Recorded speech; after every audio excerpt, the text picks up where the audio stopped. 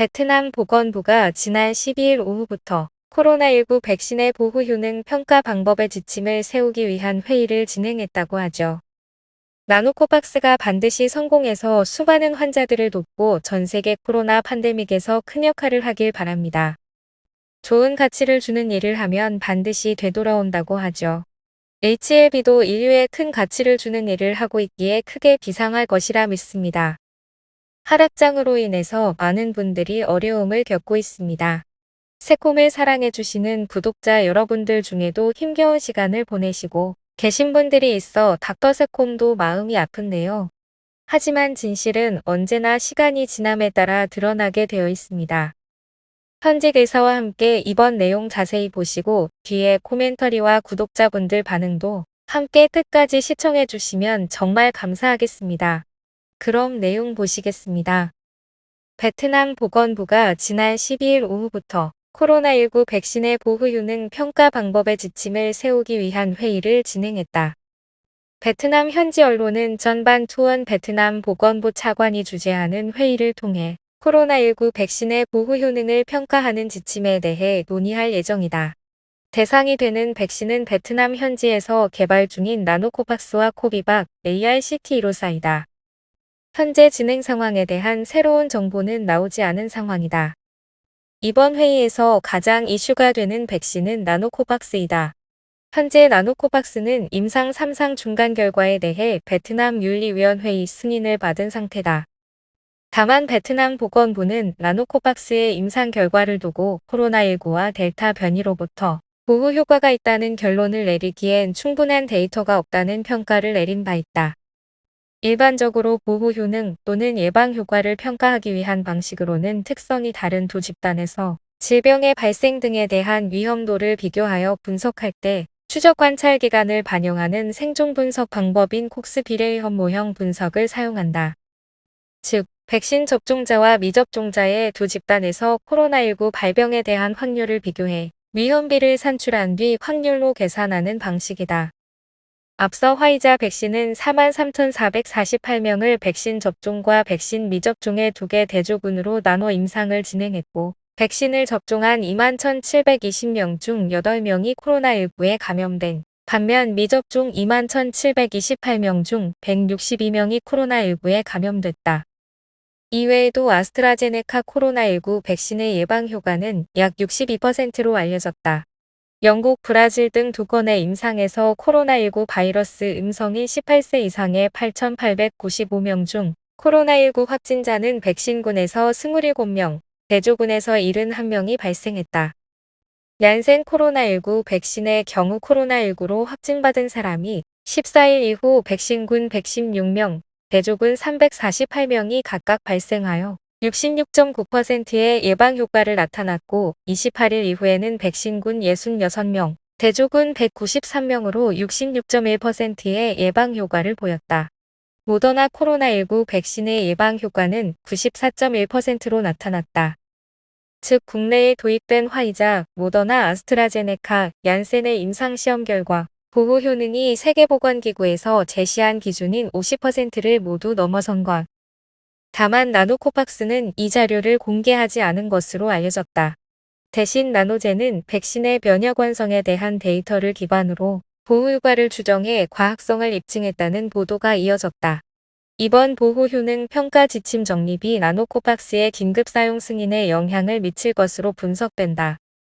나노젠의 입증 방식이 허용된다면 긴급 사용 승인을 지연시키는 장벽이 사라지는 셈이다.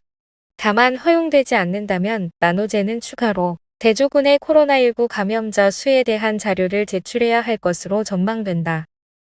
한편 HLB는 나노젠과 나노코박스 관련 업무 협약을 체결한 상태다. 지난달 18일 HLB는 진양곤 HLB 회장과 호난 나노젠 회장이 화상으로 나노코박스의 기술 이전을 골자로 한 HLB 나노젠, 나노코박스 글로벌 권리 협약을 체결했다고 밝혔다. 양사는 각각 3명의 대표 과학자를 선임해 3개월 내에 나노코박스 관련 자료를 검토 후 기술 이전 협의를 마무리할 계획이다. 본 계약이 체결된다면 나노젠은 인도와 베트남 등 아세안에서 판매를 담당하고 그 외 국가는 HLB가 판매와 생산을 진행한다.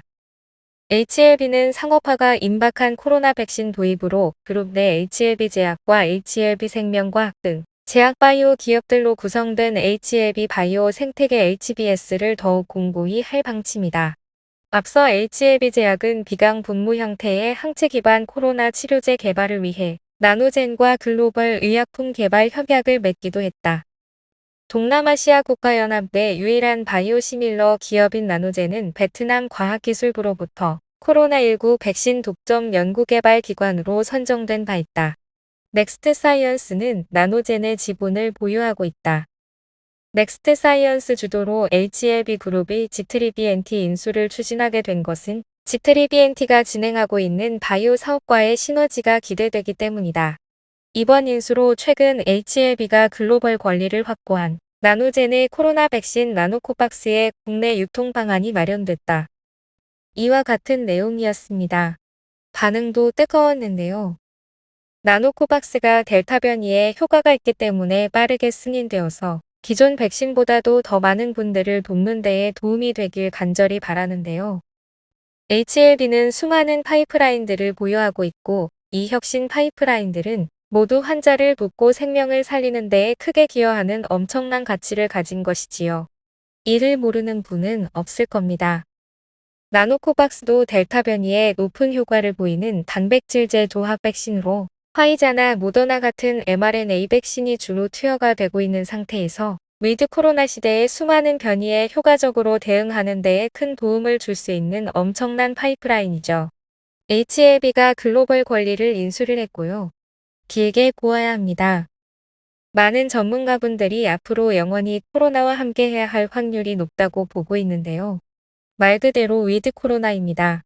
지금 코로나가 2019년에 발생했는데 우리는 10년, 20년을 보아야죠. 앞으로 길고 긴 여정에서 HLB가 전 세계적인 도움을 줄 수 있는 나노코박스의 권리를 가졌다는 것은 엄청난 가치입니다. 우리는 본질적인 가치에 집중을 해야 합니다. 하루하루의 상승과 하락에 노심초사하시는 분들이 많습니다. 자연스러운 현상이지요. 하지만 우리는 계속해서 장기적인 안목으로 바라볼 수 있게 집중해야 합니다. 나노코박스뿐만 아니라 리보세라닙도 수많은 암에 도움을 주는 것이 연구 결과로도 나왔으니 앞으로 미래에 이러한 가치들이 폭발할 날이 올 수 있을 것입니다. 나노코박스가 반드시 성공해서 수많은 환자들을 돕고 전 세계 코로나 팬데믹에서 큰 역할을 하길 바랍니다.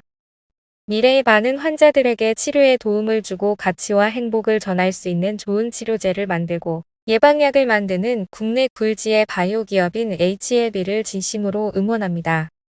사랑하는 구독자 여러분, 항상 행복과 건강이 오래도록 함께 하시길 진심으로 바랍니다. 정말 늘 너무너무 감사드리고 구독자 여러분을 정말 많이 아낍니다. 시청해 주셔서 감사합니다. 사랑해요.